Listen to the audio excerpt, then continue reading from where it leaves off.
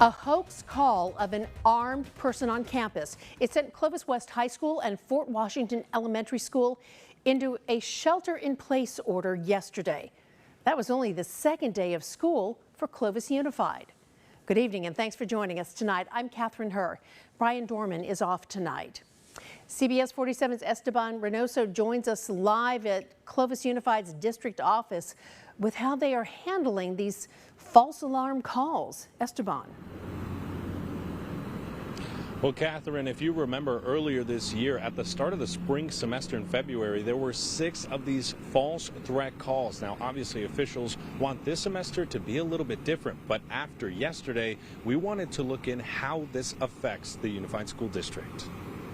Video from Tuesday shows several Fresno police officers all around Clovis West High School after a call of a person with a gun on campus. Well, we're going to treat it as though it's a real threat happening every time it comes in. We'll go through the campus, do everything as best we can to keep it safe. Sergeant Anthony Alvarado with the Fresno Police Department trains all of the school resource officers in the city for these type of situations. Officers responded in full force, but the call was later determined to be a false threat. The investigation continues into where the call came from and why it was made. But it does impact our calls for service, but we do work really well with our department to try and make sure we're maximizing our reach. Clovis Unified unfortunately has a history with these, quote, swatting calls. At the start of the spring semester, in 1 week, Clovis West High had 3 false threat calls. The fact that schools in our nation are being regularly impacted by this, what's called swatting calls. These are designed to create fear, and our best defense against that is not letting it do so. Kelly Avance with Clovis Unified says the best way to combat these types of calls is to follow the rules. In a lockdown situation, everyone is doors are barricaded inside, far away from windows. In a shelter in place, would still be at their desks working.